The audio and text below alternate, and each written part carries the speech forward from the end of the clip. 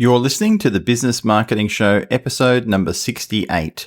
You can find us at businessmarketingshow.com on iTunes, SoundCloud, and Stitcher.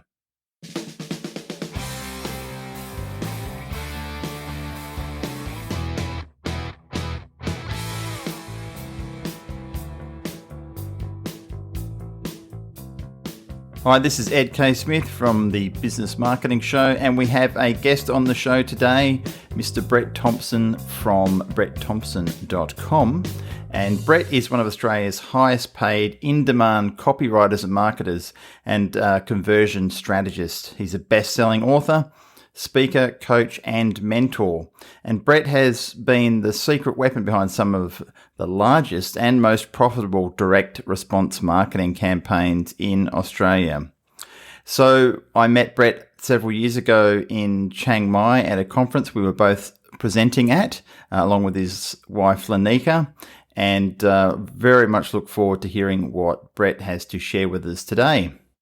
So we'd just like to say thanks very much to Bret for coming on to the podcast. How are you, Bret? Thanks for coming on, mate. I'm pumped and excited to be chatting to you guys today. It's going really well. Thanks, man. Yeah, thanks for coming on, because I know you are very busy and your lovely wife, Lanika, are both always gallivanting around doing lots of different things, and seeing as you are the copywriting maestro of the universe, and you're always in high demand for your copywriting skills, and also the stuff you're working on with different people with entrepreneurship and working with lots of different clients in that space. You've got a lot going on, and you've been to Singapore recently, and you just had a little workshop you ran in was it in Brisbane? Yeah, we've done. Generally we run our own events, but I speak at a lot of different stages in Australia, overseas as well. So the main workshops we do now are kind of fulfillment workshops for our members, but do a lot of guest speaking spots as well, which is super cool. Fantastic. And of course, I was very rude and forgot to say we've got Brendan. Well, thanks, Ed. the co-host of the show. In the corner over here. Yeah. This podcast wouldn't exist without Brendan, so sorry, mate. I normally put you first, say this, hey, Brendan, but I forgot. I was so excited to talk to Bret that I forgot about you, but it's not that I don't love you. So so look, that's fantastic. And so the event in Singapore, did you guys both speak at that, or were you just attending? What was the one in Singapore that you were just at? We both spoke. So I was asked to do a talk on copywriting and also in particular email marketing, which was really cool. Received very well. And Lanika did, as you know, Ed, she did her talk about her story and mindset, self-belief, self-dialogue, all that kind of stuff. And suffice to say, blew everyone away. Yes, I have been privileged to be in that space and hearing that for the first time when we first met in Chiang Mai in 2013. And that was an amazing story, and Lanika's story is very, very, very, very, to say cool is not the accurate word for it. I think, amazing, mind-blowing, all those superlatives don't really do it justice, but Lanika's going to come on the podcast, hopefully, and we'll be able to get that story as well, and there's lots of exciting stuff happening in her space. So let's do a bit of a rewind, because we gave a bit of an introduction about who you are at the start before we started talking. But I'd like to hear it from your mouth, going back, how did you get into being a copywriter? Because for those people who don't necessarily know what copywriting even is, it's a terminology that gets used a lot in the internet marketing / digital marketing space. And I think there's a lot of confusion about what it is and what the role of copywriting is. So a bit of a history tour. Lead us into how you got into doing copywriting, mate. Yeah, cool. No, I appreciate the question, because I love telling people my journey, my story, because it gives people hope, right? Because I've contributed to hundreds of millions of dollars of new sales because of my contribution in the copywriting for multiple different industries. But so people think that, to be a good copywriter, you must be some kind of a wordsmith. You must just have such an incredible comprehension of like the human of language and all that kind of stuff. So I want to debunk that idea, because I kind of went through school, all through my schooling, didn't read a book. I failed English all the way through. Yeah. I think I remember celebrating at the end of when I finished year 12 at Tweed River High. I remember just walking out of school thinking, this is awesome. No one's ever going to have to ask me to read a book for the rest of my life, right? I was just a little bit. And then I spent the next 10 years as a full-time investor. I invested 90% of my income into my social life. Right? I like that. A full-time investor. That's great. Anyone who knew me around then, I was just this, I lived with nightclub owners, and it was just like, life was just a big party for me, right? But in that time, I had a secret life going on the background. I was always ambitious, but so I was a part of a network marketing business. Didn't make a lot of money, but it sure builds yourself like a thick skin and salesmanship and personal development, right? Another thing that happened in that journey was I was blessed with identical twin boys, right, and became a dad, and I took that really serious, and so then I realised, I looked at the people in my industry. I've been in the same job for like 15 years.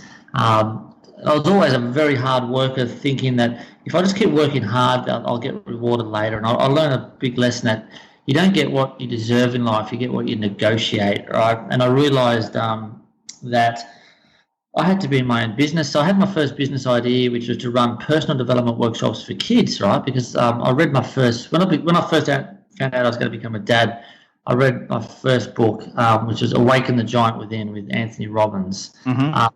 Like a monster book to start with, by the way. If you're ever going to start reading, that's quite a big one. Yeah, it is a big book, yeah. But big, not just physically, but also big in ideas and thinking and challenging how you look at the world and life. Well, it just completely changed my outlook on life. I really bought into the concept that you really can create your own destiny. And I thought, wow, no one taught me that at school. And so I got very passionate. And when you're very excited about something, you can't help but preach it to your friends. So I quickly burn a lot of friends. Right? And then I jumped into my first business because I said I wanted to run seminars and workshops and teach kids these principles. And everyone said it was a brilliant idea. They loved it. So I resigned, started my first business, and found out very quickly that you can have a good idea on one side, but if you don't know marketing, you can lose a lot of money, right? And that's exactly what happened to me. I think my first year of business, I turned over $16,000. At that time, I was bringing up 3 boys, and that was really tough financially and all that. And I found myself at a marketing event. A guy by the name of Mal Emery jumped up on stage, and known as the Millionaire Maker, and he said, "Rightio, folks, what I'm going to do now is share my the number one skill that's put more money in my bank account than anything I've done in my life." And I remember thinking, right, I've only got like $500 in my bank, so whatever comes out of this dude's mouth, I'm just going to do it no matter what he says. And he said, it's the art of writing compelling words that motivate people to take action, better known as copywriting. And I went, oh no, I don't like writing, I hate it, but I said, I'm going to do it. So I went down that path, connected with a guy by the name of Pete Godfrey, and learned that, and then invested in every course I could go to, and I got very good very fast. So I the next year I generated, throwing money at me to write copy for them, and over the next 7 years helped contribute to over $220 million just in Australia, right? And now I've run multiple coaching programs, teach business owners how to do that, and I've got my own copywriting only agency. So I tell you that because what I love is getting behind fast-moving entrepreneurs and business owners who might be very good at what they do in their skill, but they that might not know how to articulate their genius very well, and I guess that's something that's teachable and something I got very good at very fast, and I just like seeing good business owners win, because the thing that I like to stress to people is it's not the product that's going to change your product that's going to change the world. It's the marketing that's going to change the world right behind the product. Yeah, dead true. I mean, that's the thing. There are so many successful marketing campaigns long before the internet ever came along that were based on what was written, and I think it always will be in some way, shape, or form be based on how communication is put across to your market. So, but you look at some of the great copywriters going back years and years and years, and the principles haven't changed regardless of the internet. Would you say that's pretty accurate? Absolutely. I mean, it's 100% psychology. Yeah. So you don't have to be a wordsmith. You just have to understand the psychology of the market, of your client, or what it's going to take to make them take that next step. And I think yeah. So I mean, online, offline, it doesn't really matter. I mean, tactics have changed, but not the principles. One of the great copywriters that I've listened to over the time was a guy called Gary Bencivenga, which you no doubt know. He's a fantastic copywriter and has done lots of amazing work over many years. And looking back to some of the great books that I first read, which is technically it's talking about advertising, but it's still talking about how you write and what words you put down. That's Scientific Advertising by Claude C. Hopkins, and that was written back in 1923. And the principles of that sort of stuff haven't changed at all. It's just as it is. So, in terms of, you started writing copy and doing lots of different work. What sort of industries were you writing copy for? Was it just sort of digital marketing, internet marketing space, or was it for, typical, bricks and mortar businesses? Give us a bit of a rundown of what sort of work you were doing. Yeah. Look, it was fairly. It was fairly diverse, really. To be honest with you, I was part of like a business coaching group, and so when they used to bring in guest speakers, right? And when the guest speaker came up and started, highlighting what they do and all that kind of stuff, I saw a lot of the audience, they were lining up and just wanted a photo with them and getting an autograph and stuff like that. I used to just wait back, and then I'd go up and say, "Hey, my name's Bret. I'm doing copywriting. Can I do some work for you?" Like, I tell you that because I got the recognition of being one of the best copywriters in Australia very fast. Was I the best writer? I have no idea, but I had so much front and so much. I was just confident to approach big hitters very fast that I kind of left a lot of other copywriters in the dust as far as results, right?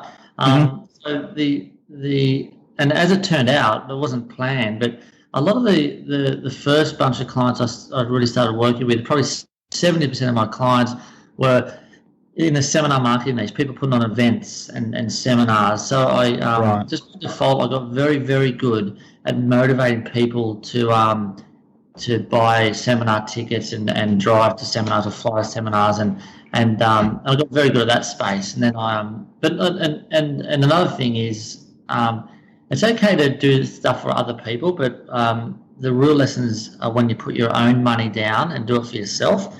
So I had that experience as well.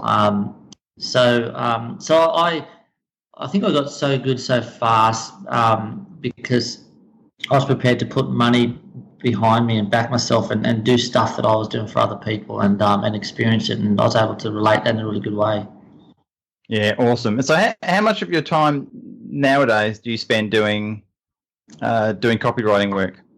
Right now, well, I've got an agency with gun copywriters from all over the world. So the only copy I write for myself is for my own business and for social media posts. See, I see a lot of, and then the other time I've got I might critique. Here's the thing, mate. Like some of the biggest copywriting breakthroughs I've had is more about the big idea above anything, right? And then you translate that big idea into the right words. Kind of like what you said. Some of the biggest marketing campaigns is to do with the words, but it's generally conveying a big idea into the market. So I'm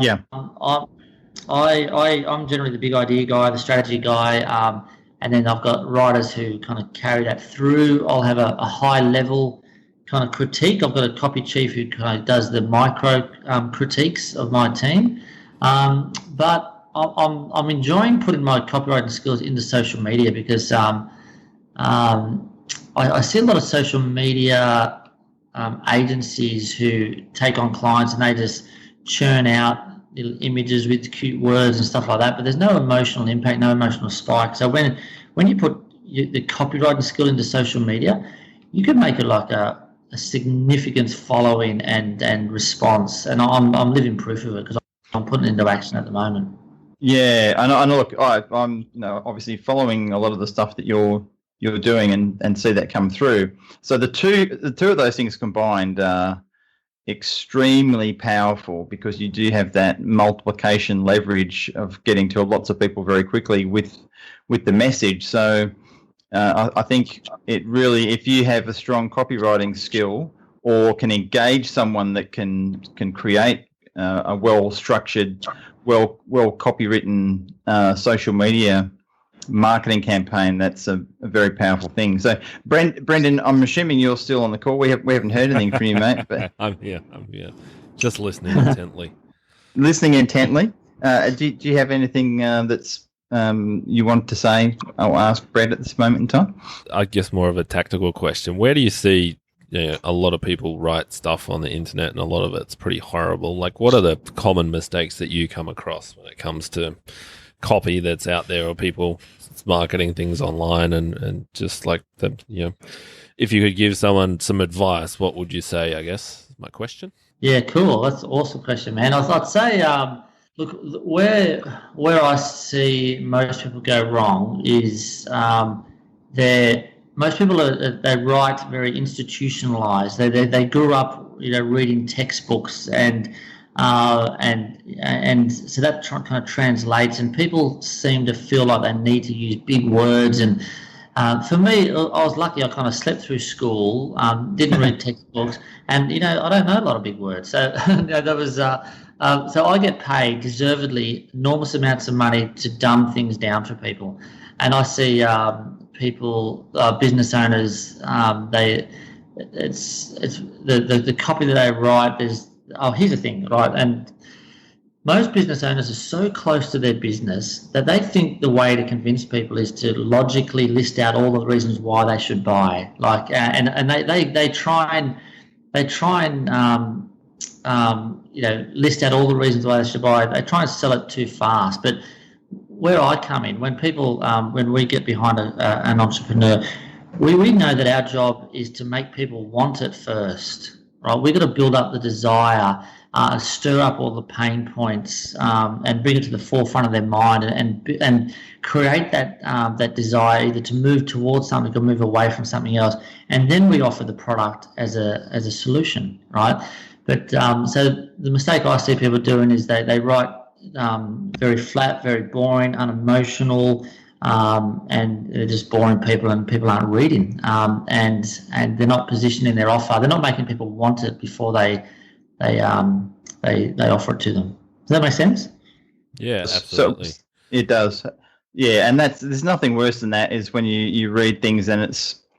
I always, when I talk about copywriting with people and how it should be like a conversation. It should be like a real life, down to earth conversation. You're having someone having a drink, having a coffee, sitting at a bar somewhere. It's just that it's two people conversing, and as if you're talking to that person, rather than writing something that's trying to reach everybody. It needs to be more personalized. Does that make sense to you? Is that how you think about it as well? That's bang on, buddy. Absolutely bang on. And just following on from what you asked before, Brendan, some of the tactics. One of them is conversational copy. See, a lot of people come to me and they say, I'm in a very crowded industry. How can I, where's my point of difference? But number one, for most businesses, the point of difference is them themselves in most cases. Like, so a lot of people say, Brett, how do I become a good copywriter? And I'll say, you don't try and be, and also don't try and always tell stories about how great you are, how everything's fantastic. It's okay for self-deprecation and be transparent and vulnerable enough to share the losses as well, because that penetrates the market. People go, oh my God, I can trust this person, and I feel comfortable around this person, right? And I see, what I love about my marketing is I'm never feared or worried about if someone's saying anything wrong about me, because I usually beat them to the punch. Right? If I do anything wrong, I'll tell everyone first, and it's incredible engagement you get because it's so fresh and so different.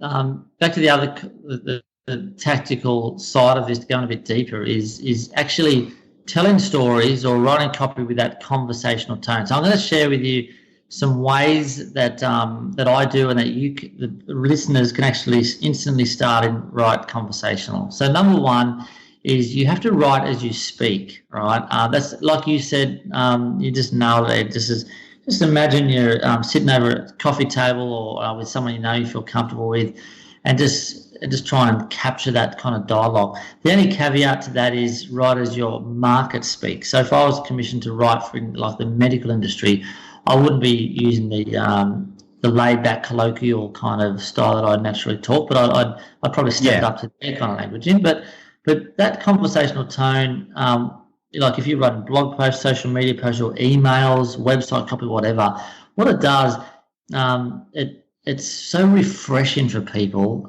because it's different and it's bonding. So here's other ways of doing how to write conversational if you're not naturally good at it. Number one is sit opposite somebody that you feel comfortable with, friend, family member, colleague, whatever, and just record a conversation. Just try and pitch your business to them. Try and sell them on your business or whatever. Invite them to ask, come up with objections and you handle it, whatever. But to get the whole thing transcribed, right? And then when you get it back, you have a full transcription of that conversation. You take out all the ums and the ahs, obviously, but you leave all the other parts in there, which we call connectors. Things like, I'll get back to that later. Oh, you love this part. That reminds me of something. Let me explain. Those kind of things. You see, you don't see those in textbooks, but if you break up your copy with those connectors, my God, it's so refreshing and so different. And what it does, it increases readability, right? People read more, and the more they read, the more they buy, right? And that's our job, is to keep them reading, but without waffling on too much, right? So that's one way you can do it. Now, if you don't have time to do a recording to get it transcribed, then just visualize what a real life conversation like. Play a video in your mind, and just try and transcribe what a real life conversation will go. If you just practice that, you'd be amazed at how it just adds flavor and life to your copy. Another way to increase readability is short sentences and short words. So this is again another caveat to writing as you speak. When we write as we speak, we generally speak with long sentences, but the sentences I try and write in emails or social media posts or whatever, it's usually less than 7 words, right? Not including I, ins and its. And also on an email, I'll have double space between each line. I'll have short paragraphs. Short paragraphs are like one sentence paragraph, double space. One sentence paragraph, double space, right? Because it's easy to read, and again, more they read, the more they buy. If I have a sentence, listeners might have words that have like 3 syllables. Marbles in front of someone when they're going for a run. Like they're going to trip up and start skim reading, and you've lost that flow. So that's some tactical stuff, Brendan. How you can write more conversationally, and with just a few rules that the team and I use to do that. Cool. Yeah, there's some good stuff there. One thing I do, because it's so hard to sit at a blank page sometimes, is I just open up the email client or Gmail or whatever and then write an email to myself, because I write emails all day long, so it's really easy to bang out an email explaining something.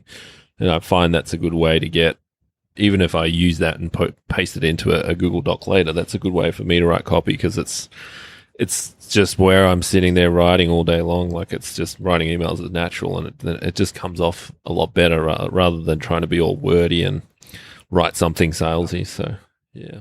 That's interesting. So can you repeat that again, Brendan? Are you saying if you had to write a sales piece or whatever, you'd write an email to yourself? Is that right? Yeah, like I'd write it, or I'd write it as if I was writing to one customer to explain something, because quite often I've explained the same thing 50 times or sold it 50 times in a one-on-one email.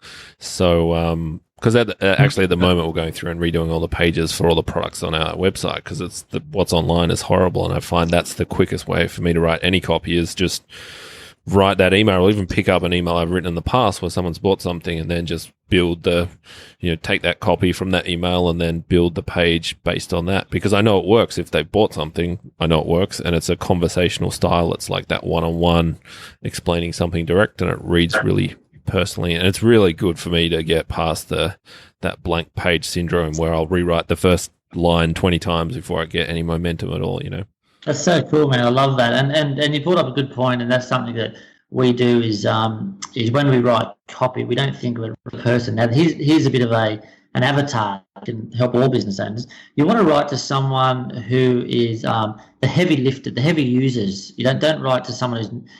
A lot of people I work with, they have a tendency, they want to save people, right? And you can fall into that spiral where if you're just trying to save people all the time and you're trying to placate to them, that's not real strong copy, it's kind of soft. But if you talk to the heavy users who are potentially going to give you a lot of money, then that has a very strong energy towards it. But there's one part of it. You have to write to them as if they've got a healthy dose of skepticism as well. And so when I try and picture someone I'm writing to, it's someone who could potentially spend good money with me, but who's got a healthy dose of skepticism, and that's just a good kind of visualization, so I can actually, try and connect with them on that level. Fantastic, very good tip. So, mate, you've I always find it funny when I think about this. You talk about how you didn't do well at school with English and various things, but you are an author, and other than your copywriting stuff, you have actually written a book called Client Rush, which you released a few years back now, which is still just as relevant now as it was back then. So how did that process come about? What was it like writing a book for someone who didn't like that whole book-related stuff back in school? Yeah, it's quite funny, isn't it? I used to think that if my English teacher knew how much money I'd make through writing, she'd roll over in a grave, right? Yeah.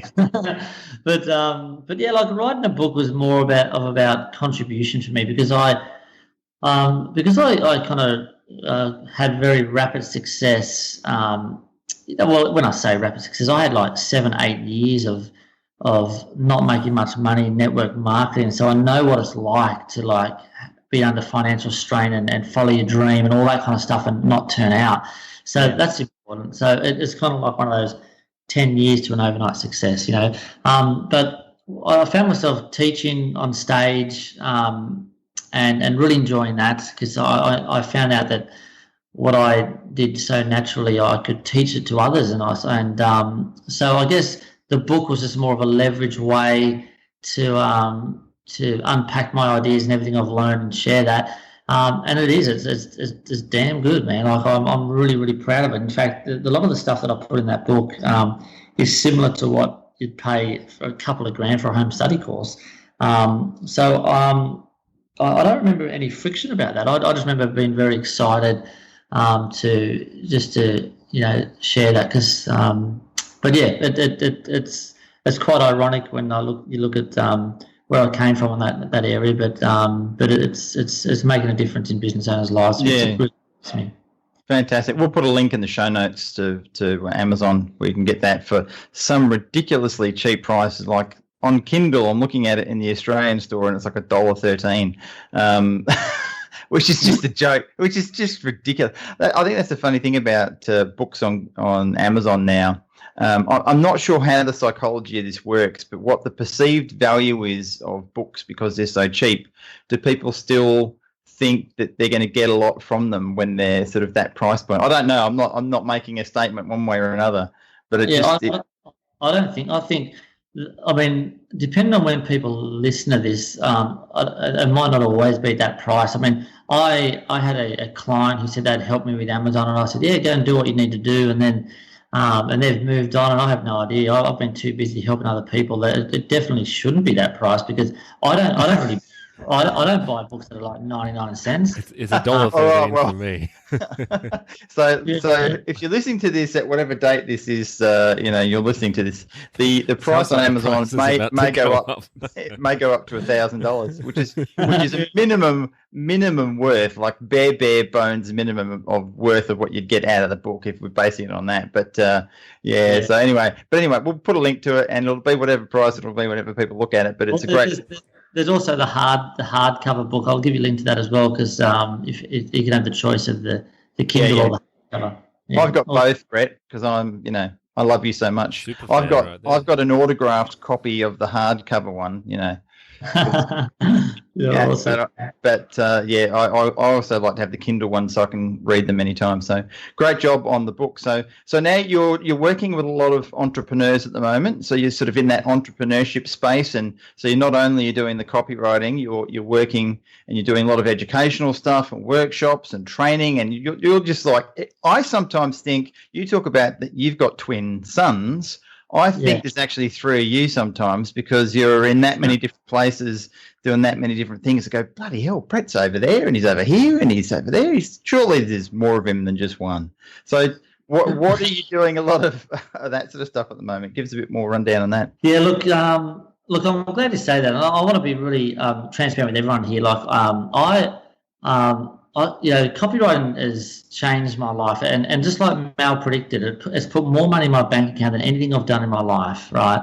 But I kind of got a bit bored with it. Like, not bored. I thought I'm sure I'm meant to be doing more than just being a copywriter. So I started hopping around and doing lots of different things. I thought, I'm going to market myself as the funnel guy or the seminar guy, and so my entrepreneurial journey has had some massive peaks and troughs, right? Because I was trying to find my kind of space and I was always being 100% creative guy that I am. I was always saying, what's next, right?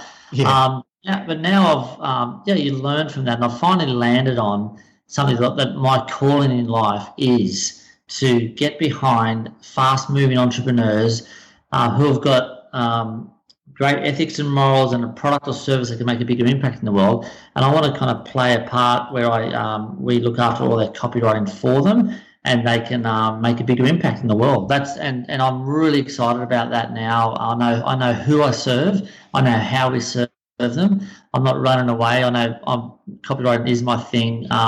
But there's only so much I could do. So I built a team, and everyone's paid money to be trained by me. And the copywriting only agency, and I'll say another thing too, guys. Like for years, people were throwing money at me to write copy for them, and I thought, I'm a bit clever here. I wonder if I can also do the design and the development and all that stuff. So we built this agency, but that became so clunky and so much of a headache. And just a little while ago, I decided, scrap that. I'm just going to do copywriting only again. And since then, things have really taken off. We're focusing on that, and that's really cool. So that's one thing. The main thing. I also do coaching and mentoring because it's such a big emotional payoff for me. I love working with entrepreneurs and helping them get to the next level. And I've pretty much experienced every high or low that any entrepreneur can think of. So I do love that part as well, the coaching and mentoring. But And Lanika is obviously, best-selling author and been a doctor of metaphysics. So we combine marketing and mindset, and we run our own events as well. But I think moving forward, and our main thing is we just want to have the number one copywriting only agency in the world, and I'm pushing it pretty hard, man, as you see. Yeah. Well done, mate. Congratulations. It's great to see the stuff that you guys are doing, and I feel very privileged to be a part of your world and have been experiencing that for the last 4+ years. So, look, is there anything else you'd like to say before we finish up on the call? Because we've had you on here for about 40 minutes now, so it's time to let you get back to being awesome. Yeah. Anything else you would like to finish up on for people listening? Any last nuggets? Yeah, I guess if anyone's listening to this and say, how can I get good at copyright? I just want to remind you that probably a lot of people, the money's not in particularly the writer, it's in the big idea. And it's a level of confidence that you need to have to, number one, come up with a big idea that scares you. If it doesn't scare you, it's not big enough, right? And then the next part is as taking that big idea, and you've got to communicate that to the market, right?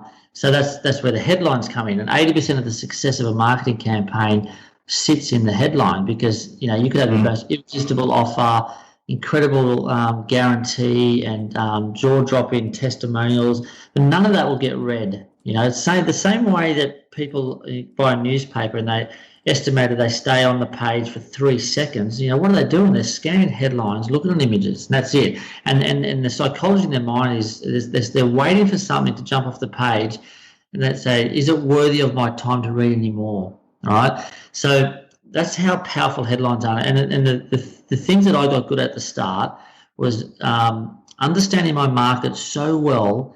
And then here's the big clincher for you. If you could describe somebody's problem better than they can, they automatically think you have the solution. So 70% of our time is researching the market and the avatar so well, better than the business owner knows, and able to kind of connect on that level. Then followed by that, I got very good at the big idea, and then the headlines to kind of carry that into the market, and then the conversational storytelling.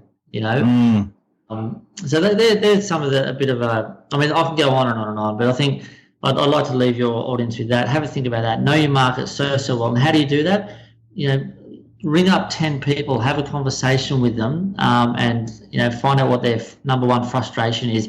You'll be amazed at the insights you have about your market if you ring 10 clients, and that's where you're going to find your big idea, and potentially headline and also get stories.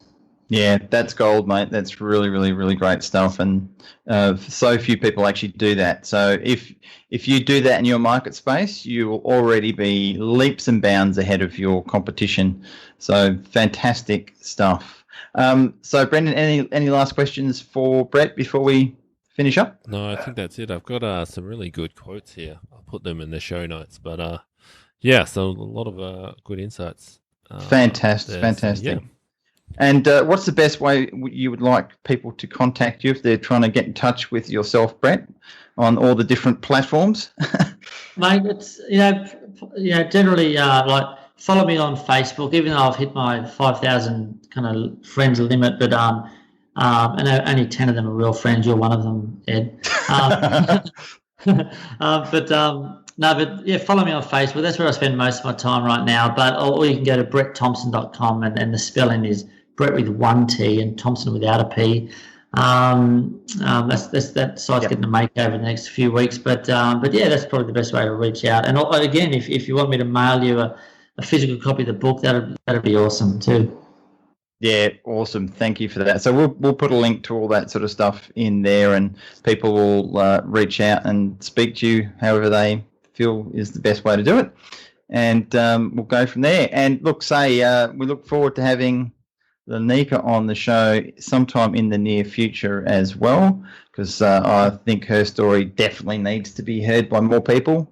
And as you say, nudge, nudge, wink, wink, there's some exciting stuff coming up, but we won't say any more at this moment. We'll let her do that later if it's appropriate.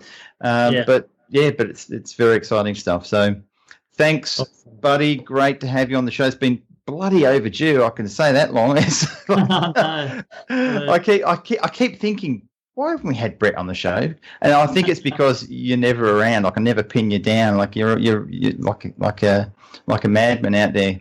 So thanks for coming on, mate. Really appreciate it, and have a super weekend coming up. Yeah, thanks to both of you guys. I really appreciate it, and really good questions, and look forward to maybe coming on again another time. Yeah, absolutely. We'll have round 2. Thanks, mate. Take it easy. Bye. You've been listening to the Business Marketing Show. You can find us at businessmarketingshow.com, on iTunes, SoundCloud and Stitcher.